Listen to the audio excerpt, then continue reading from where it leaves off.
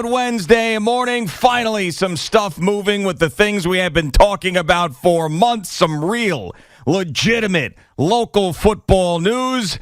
Yesterday, we find out that Daniel Jones does get his contract, his $40 million a year contract, if he earns every cent of it, with $85 million somewhere around there guaranteed for him. And then the Giants end up using the non-exclusive franchise tag on Saquon Barkley, so other teams can negotiate with him, but unlikely that he is going to leave. So the Giants got their top two offensive guys back, and the Jets are all in, flying out to Malibu to talk to Aaron Rodgers and break everything down for him to try to convince him to be a New York Jet. They left without a contract. They left without Aaron Rodgers. I believe they came home in the middle of the night last night without Aaron Rodgers. I would hope they just put a potato sack over his head and bring him here, but they did not do that. But we wait. Now we wait a couple more days for that decision. Good morning, Boomer. How are you? All right, G. So I guess the Green Bay Packers said it's okay to go and talk to Aaron Rodgers. So that makes this whole deal very, very possible now. Under the guise of all the different things that I was telling you last week that would have to happen in order for Aaron Rodgers to really facilitate a trade to the Jets, he's going to have to modify his contract significantly. He had to get assurances from Woody Johnson yesterday that they would spend money in free agency to bolster the team in areas that he feels that probably needs support. I would wonder whether or not Woody Johnson would have agreed to that. That I don't know. That's a conversation between the men that went out there and Aaron and his agent. And I'm sure that Nathaniel Hackett had a lot to do with all of this. And I would think that if Nathaniel Hackett in some way, shape, or form was probably involved with him throughout this process, had conversations with him because they're so close. And I think that is going to help the Jets. I think that he is going to be a Jet unless he just has a real, I guess, hold on the fact that he wants to be one of the highest paid players in the league. If that is part and parcel to what he wants, then the Jets can't do what he would need to have done in order to support him to be able to overtake Buffalo, Miami, Kansas City, Cincinnati. Pittsburgh's going to be better. I don't know what's going on in Baltimore, but there are going to be a lot of teams that are going to be in the way if the team stays the way it is right now. So they have to bring him in.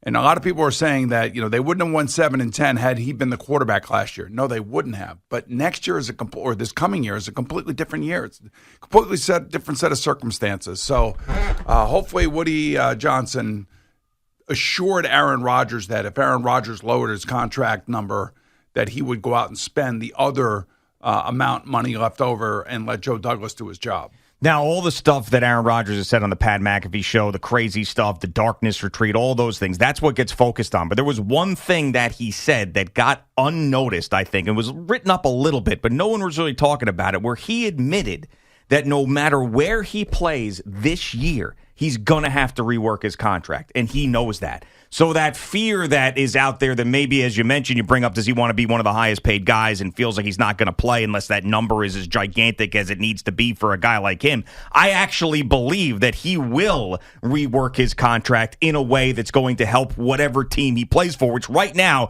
feels like the Jets are nothing. There is no other team that is in on Aaron Rodgers right now. You saw all these teams say no to Lamar Jackson yesterday, which was a very weird thing that they were publicly coming out and saying they were not in on Lamar Jackson. That's a conversation for another day. But the Green Bay Packers, I don't think they want him back. We've been talking about that for a very long time now. The Jets want Aaron Rodgers. There's not a single other team right now that is in on Aaron Rodgers. So Aaron Rodgers right now, if he's not up at 3 a.m., but when he gets up, the decision he's got to make is retirement or the Jets. Right. So it works unless there's another AFC team out there, and I don't see one at the moment. It works from the Green Bay standpoint. They don't want to send him to San Francisco. They don't want to send him to another team like Carolina or the only other team I could think of would be the Titans, because supposedly he's building a house in Nashville or something like that. I'm not really sure, but Green Bay has some say in this as well. And what they want is they want him in the AFC. They don't want him in the NFC. And it's not about compensation because you're not paying that much in terms of what you're giving to Green Bay for a 39-year-old quarterback bona fide Hall of Famer for sure, and still probably has 2 to 3 years left if he wants at the back end of his contract because he didn't play at the beginning of his contract. Now, he's had injuries, he's had problems, but he's always been able to fight through most of those things.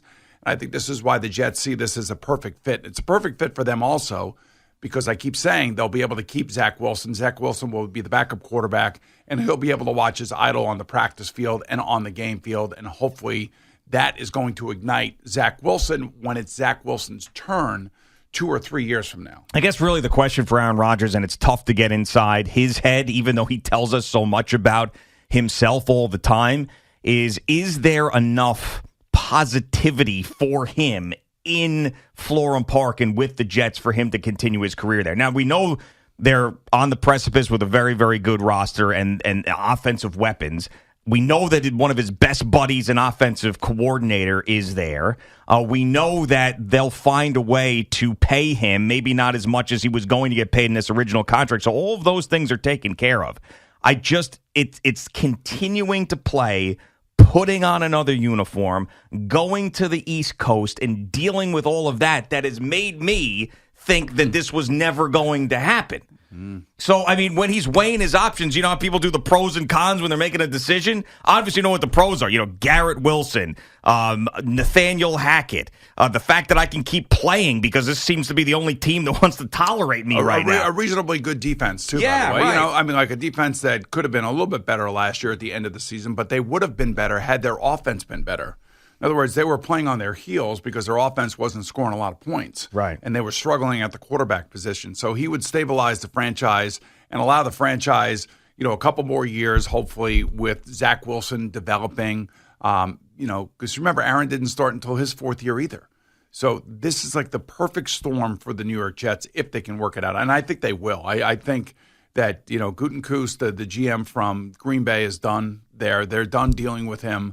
And they, you know, maybe Aaron wants a fresh start. Maybe, and remember, he's dating a girl whose dad and family live here. That's right. So Madison Eads, right, the daughter of the owner of the Milwaukee Bucks, has a home in North Salem, which is, you know, a little bit upstate. So yeah, I mean, take a helicopter from there to Florham Park every single day. Be easy. Yeah. So I think that's what. Brandon Marshall did. I think he was taking a helicopter from Brooklyn to Florham Park. Wow. I think. I mean, if you've got that ability to do that every single day, it's the best way to do it. It's the kind of money we're talking about here. Yeah, no, of course. Ridiculous. Well, it's the kind of money that Daniel Jones has now. Welcome to the big boy pool. And we actually said that. If you remember, we could go back. Now, I didn't believe this was going to happen. I was basically lying to his face when I said this. But when we were out there at Giants training camp, I said you could take a helicopter to this interview next year if you have a great year. That was the exact, and he laughed, and I'm thinking to myself, like, yeah, right. You're going to be on another team as a third-string quarterback somewhere. Well, no, he did. But anyway, I just don't know what Aaron Rodgers wants. I mean, I don't know what he wants at this point. I don't think he knows what he wants at this point in his life. You know, how important is it to him to go to another team and prove that he can play at that high level, maybe win another MVP, because that's something else he said on the McAfee show. Tom Brady did but we always knew what Tom Brady wanted. I mean, first of all, if they're offering me, let's just give a round number. Let's say they're offering him $35 million this year, because that's what I think. That's the number. Around that number is going to be the number that will allow Joe Douglas to be flexible and rework some other contracts and do some other things. I think that's kind of the number. I don't know what that would be over 2 years, and maybe there are incentives in there that if you get to the AFC Championship game and you've played, 17 games or some sort of bonus structure like Daniel Jones has incentives that he could reach. If those incentives are reachable, then he can even get paid more money. So that's kind of like what I'm talking about in terms of the contract. So then Joe Douglas has some flexibility to be able to go out and get a few of these other free agents out there. And everybody keeps talking about Breece Hall. Let me remind people about running backs that come off of knee injuries. It takes 16 to 18 months before they are back to normal. Now, he may be ahead of schedule with his rehab, and it may be great, but he's a running back, man. Well, yeah, we saw what happened to Saquon. Yeah, so he's a running back. He's not going to be at the beginning of this coming season the way he was when he was at his highest at the beginning of last season. So that Breece Hall thing, I would suggest second half of the season and maybe even 2024 is when he will attain assuming he doesn't get hurt again, that special running ability that we saw the first 5 weeks of the season. All right, so you know how we talked about with the Mike White T-shirts and everything with Zach Wilson. Now Rob Saleh let that get out of control where they were supporting Mike White too much after the benching of Zach Wilson and how that was a problem. Do you think it's a problem that so many Jet players are out there campaigning for Aaron Rodgers on social media right now? Because if it doesn't happen, then all of a sudden either the guys that are there now, meaning Zach Wilson, or somebody else is going to come in feeling like the second or third or fourth choice, because, Breece Hall, you just mentioned him. He tweeted out yesterday, "Don't mind me, I'm just manifesting Aaron Rodgers." He quote tweeted a picture of Aaron Rodgers in a Jets uniform yesterday. Did he have a 12 on? He did have a 12 on, yes. Come on, Breece. He did have a 12 on. Come on now. I mean, Sauce, I think, was putting some stuff out there as well I yesterday. saw Sauce. Yeah, but that's all. These are young kids, man. This is the way that they get their voice heard. So it doesn't. That kind of stuff, I think I would probably be, if I were Garrett Wilson or Sauce Gardner, I'd probably be like, you know what? This is exactly the guy that we need because we have a good team. Like, there is a level of confidence within that Jet locker room that we haven't seen since Rex Ryan was here. Sure, but and if they get him, great. And of course, I'd want him too. It's just one of those things that if you don't, then what? I mean, are we going to see these same guys be making positive tweets about Ryan Tannehill if he's the quarterback? Probably not. I don't see that either. But I feel like the whole thing is trending towards Aaron Rodgers coming here. Yeah, that I do, and I think that Aaron Rodgers. Maybe I'm wrong. I could be wrong. Would also not want to wear the number 12. Yeah. I mean, it is a Hall of Fame number, and it is a retired number. Yeah, I wonder if that came up in that meeting. I wonder if he wanted 15 when he got to Green Bay. Bart Starr, yeah. Right. I don't, probably not. Hey, no. The great Joe Montana, showed deference to Len Dawson when he went to Kansas City. Hey, man, Joe Namath came on this radio station. I know that. Take it. I know what he said. Go ahead and take it. I know what he said, but hey, it's a new chapter. And listen, if Aaron Rodgers actually takes his team to the Super Bowl, he may go down as the greatest football player in history. That is true. I mean, when it's the eyes of the franchise's fans. Well, yeah. I mean, when there's organizations like that who haven't won, like the championship that LeBron got for the Cleveland Cavaliers means 50 times more than anything he did in Miami. And I know he won multiple ones down there, but bringing it to his hometown and a team who hadn't won one just means so much. Now, I know the Jets have won one, but it's been a very, very long time, and their history has been littered with disappointments. By the way, they still haven't landed yet, the Jets. So a very observant Twitter user sent me the flight aware of the jet, the private jet. Woody Johnson's private jet, yes. Woody Johnson's private jet, and it lands in White Plains at 6:40 a.m. So White Plains, that's weird. Yeah, they're still en route. I would think, or Morristown. Yeah, well, that's where they're going. They're going to White Plains for whatever reason. So that's it. And I saw this last night, too, that everybody was tracking this plane on the way out there, and it's the same one. So they haven't landed yet. Well, I think Jet fans should be excited. I really do. I think that this is a moment in franchise history where if they could pull this thing off, and, Aaron Rodgers comes in here, sound mind, sound body, ready to rock and roll with this young team, this aggressive team, then I think, you got something. You got something special. I know that. And I know the business side of the building will be excited because season tickets will go through the roof. You'll have all the sponsorships that you want. All the skyboxes will be sold. And it will be worth every penny that Woody Johnson invests into Aaron Rodgers and then allowing Joe Douglas the flexibility with the salary cap to go and spend some more money to get some key ingredients that I think Aaron Rodgers would want here to solidify what he believes is probably a pretty decent team. Yeah, even the people who have called up and guys like Pete Hoffman who were arguing about this, and I was arguing with him in the newsroom and here the other day about Derek Carr is a better option than Aaron Rodgers. All the people that were thinking that Aaron Rodgers wasn't a great option for the Jets, if he decides to come to the Jets, even those people are going to be through the roof. You have to be. He's like you have to be. He physically gifted. He's one of the 4 or 5 greatest players to have ever played the game. Yeah. Physically gifted. I mean, throwing the football, playing the game the way that he plays it. You want to say stuff about injuries or losing home playoff games. I mean, you can go down that road all you want. I'm just telling you what I see and how he has played over the years and just the different way he looks when he plays. That's the way Dan Marino was. When Dan Marino played, you had to watch. Mm-hmm. When Aaron Rodgers plays, I think you have to watch. It's kind of like now you have to watch Patrick Mahomes. Yeah, and Favre was that way too. And I think that Aaron Rodgers is a better player than Favre. Favre was he was still great, though. I mean, that year after the Jets in 2009, we took that team, the Vikings, to the championship game. He only threw 4 interceptions that year. It was unbelievable. He was really good still at the end of his career. But I think that Aaron Rodgers is better. I think that he could be. I think he could play 3 or 4 more years at a very high level as long as he protects himself. How good was that Viking team? Oh, I mean, they were pretty damn good. I mean, they had won the division, a couple years before with Tavares Jackson. So they had. Yeah, but Aaron Rodgers got hurt that year, right? Well, the one year that they won the division, yes. Yeah. But then when Favre came in, that was no, he hadn't started yet until 2008, Rodgers. Okay. So the year they won the division, he wasn't even there yet. Favre was just not himself at that point. And they had gone up there and beaten them back in 2004 when they weren't the same team. So they were sort of building at that point, and that team was just.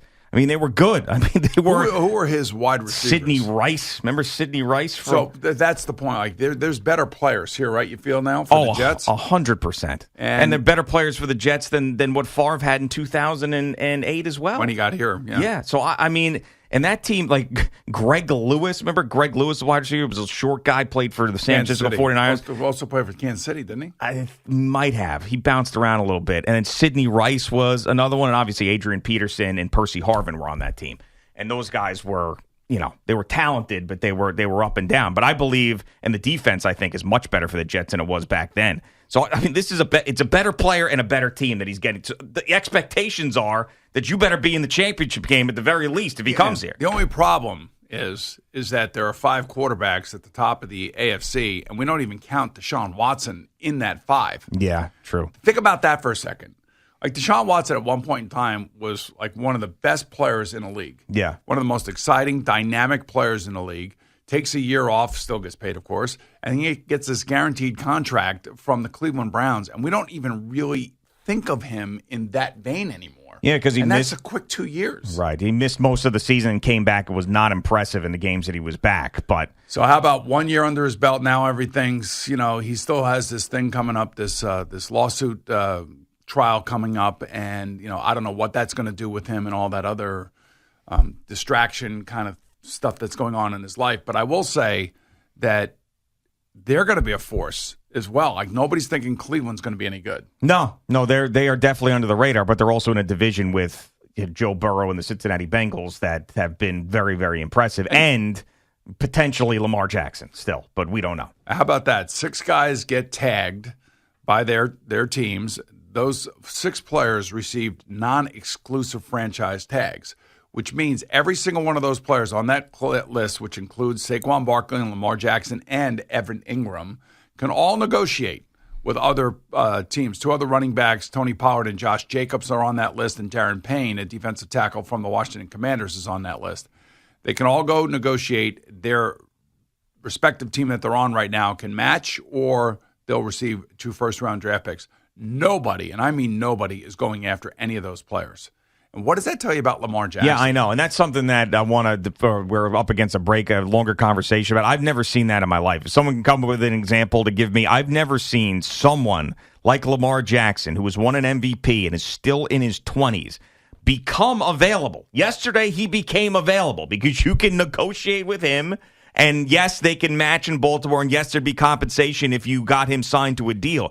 But teams were publicly coming out, leaks within organizations, giving it to beat writers, saying, we're not interested. Yeah, because they have to tell their fans, because the fans in those respective cities are going crazy. Yeah, but I've still never seen that before. It's absolutely insane. So, and I know he wants Deshaun Watson money, and he's not going to get it. And it's almost like these owners, and I'm not saying that they're colluding, but it's almost like every owner in their own independent thought is like, we are not going to let that Deshaun Watson contract happen again. I think the thought is that he quit on Baltimore. Nobody wants that in their locker room. Yeah. And the other thing, too, is since he doesn't have an agent, like, are you calling him directly? Is he sitting by his phone waiting for phone calls from general managers? I think his mom is, right? I think it's his mom. I mean, if I were Lamar Jackson, and I'm just give a little friendly piece of advice to Lamar, go out and hire Daniel Jones's agents. Yeah. Because what they got him, is like mind-boggling. And he's got those agents, athletes have a history too. Dak Prescott, after his injury, go hire those guys, money. Man. Yeah, so they've definitely negotiated Russell Wilson, his big contract after being washed up in Seattle. They've got a history of getting guys who don't deserve money. All right, Boomer and Gio on the Fan and CBS Sports Network.